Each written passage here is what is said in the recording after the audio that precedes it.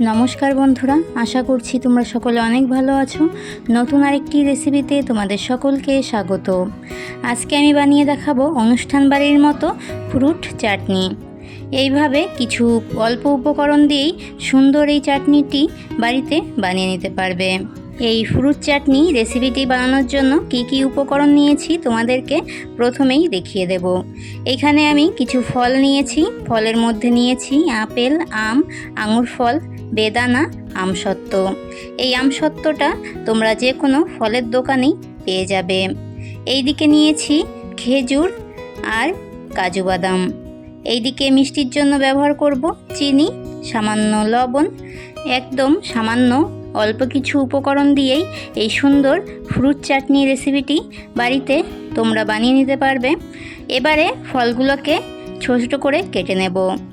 তোমরা যারা নতুন বন্ধুরা প্রথমবার আমার চ্যানেলে আমার ভিডিওটি দেখছো, আমার চ্যানেলটিকে সাবস্ক্রাইব করে দিয়ে পাশে থাকা বেল আইকনটি অল করে রাখার অনুরোধ রইল, যাতে আমার নিত্য নতুন রেসিপিগুলো তোমরাই প্রথমে দেখতে পাও। আমার সকল নতুন পুরনো বন্ধুদের আমার পাশে থাকার অনুরোধ রইল।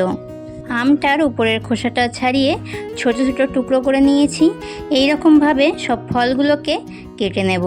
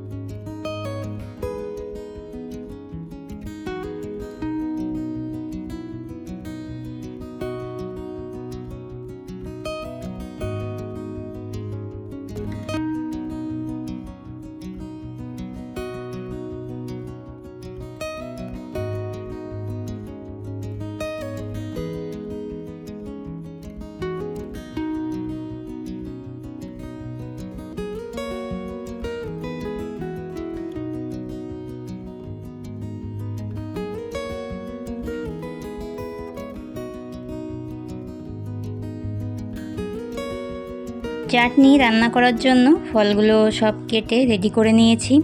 এবারে চাটনিটা রান্না করব। চাটনি রান্না করার জন্য প্রথমেই প্যানে দিয়ে দিচ্ছি জল।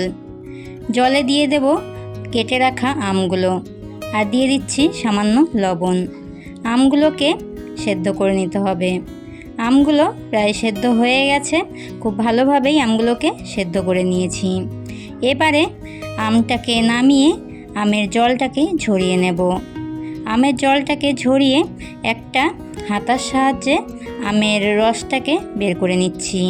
আমের যেই পাতলা খোসাগুলো থাকবে খোসাগুলোকে ফেলে দেব।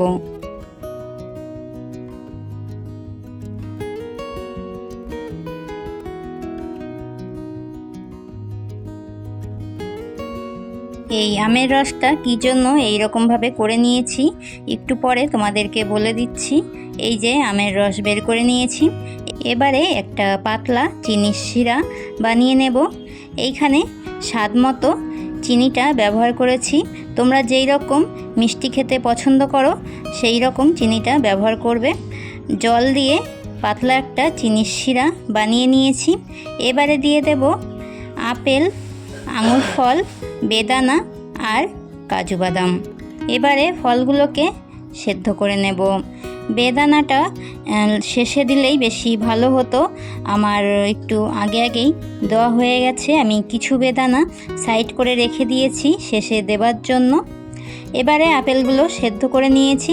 এবারে দিয়ে দিচ্ছি কেটে রাখা খেজুর আর আমসত্ত্বটা। কেটে রাখা খেজুর আর আমসত্ত্বটা লাস্টেই দেবে। এবারে দিয়ে দিচ্ছি আগে থেকে যেই আমের রসটা বের করে নিয়েছিলাম সেই আমের রসটা আমি এখানে টকের জন্য ব্যবহার করলাম। আর আমের রসটা দিলে চাটনির ফ্লেভারটা অনেক সুন্দর আসে। তোমরা যদি এইভাবে আমের রসটা ব্যবহার করতে না চাও এইখানে লেবুর রসটাও ব্যবহার করতে পারবে। এবারে দিয়ে দেব স্বাদের জন্য সামান্য লবণ। লবণটা মিষ্টির ব্যালেন্সটা ঠিকঠাক রাখে আর চাটনিটা খেতেও অনেক ভালো লাগে। ফ্রুট চাটনি রেসিপিটি হয়ে গেছে, নামিয়ে নেব। আর এইভাবে এই ফ্রুট চাটনি রেসিপিটি অনেক ভালো হয়েছিল বন্ধুরা। তোমরাও বাড়িতে এই রেসিপিটি ট্রাই করবে আর আমাকে অবশ্যই কমেন্ট করে জানাবে রেসিপিটি তোমাদের কাছে কেমন লেগেছে। আজকের মতো এতটাই। আবারও দেখা হবে নতুন আরেকটি রেসিপির সাথে। তোমরা সকলে অনেক অনেক ভালো থাকবে।